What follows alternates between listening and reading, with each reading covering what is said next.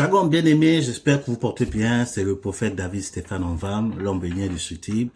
Je viens par cette vidéo encore pour vous encourager, surtout dans la série de messages qu'on a commencé depuis un moment sur la sorcellerie chrétienne. Alors aujourd'hui, je vais m'appuyer sur un texte de la Bible qui se trouve dans Lévitique chapitre 19, verset 16 à verset 16. Il est écrit ceci: tu ne répondras point de calomnie parmi ton peuple, et tu ne t'élèveras point contre le sang de ton prochain. Je suis l'Éternel.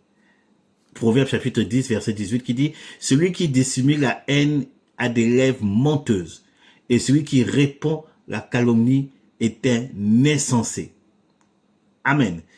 Voilà. Je vais développer par rapport à la sorcellerie chrétienne ce qu'on appelle la calomnie. Vous savez que dans la Bible, il y a quelqu'un qui s'appelle le calomniateur, qui a un autre nom qu'on appelle Lucifer, le diable, l'ennemi de notre âme. Donc, l'une des manifestations de la sorcellerie chrétienne, c'est la calomnie. Et c'est quoi la calomnie? La calomnie n'est rien d'autre que mentir dans le but de nuire ou de détruire la réputation de quelqu'un. Écoutez bien, dans la calomnie, il y a le mensonge. Tu ne connais pas la personne parce que sa tête ne t'arrange pas, parce que sa manière de parler t'énerve. Tu vas commencer à raconter une histoire qui n'est pas vraie dans le but de détruire le témoignage, pour que les gens ne l'écoutent pas, pour que les gens ne vont pas à ces réunions, pour que les gens n'aillent pas acheter ses produits, pour que les gens ne l'aiment pas. C'est de la sorcellerie. Mais comme tu es un enfant de Dieu, on dit chrétienne. Alléluia. Donc, je veux vous exhorter, bien-aimés, il faut sortir de la calomnie. Tu n'es pas forcé d'aimer tout le monde, bien que la Bible nous encourage à nous aimer les uns les autres. Mais ce n'est pas parce que la tête de quelqu'un, le ministère de quelqu'un, le business de quelqu'un, la manière de l'autre à se comporter ne t'arrange pas, que tu es forcé de raconter du mensonge pour nuire à son témoignage. Écoutez, j'ai vécu personnellement, j'ai plusieurs témoignages contre moi par rapport à cette manifestation de la sorcellerie. Une fois, je devais avoir une réunion dans le cadre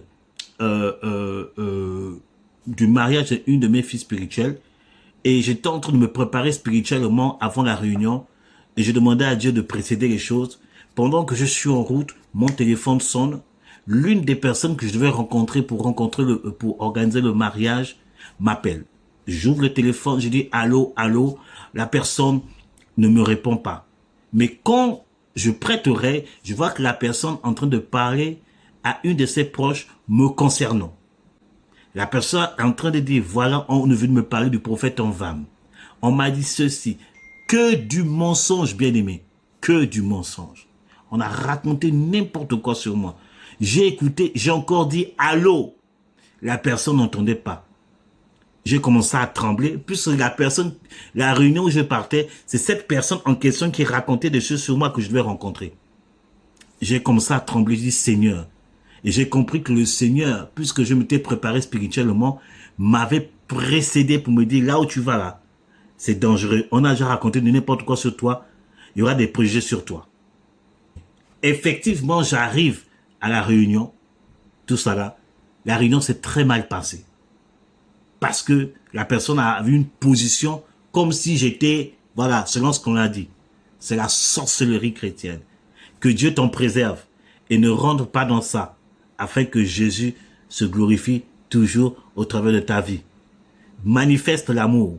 Tu ne connais pas quelqu'un, c'est pas la peine de haïr. Que Dieu vous bénisse. Shalom.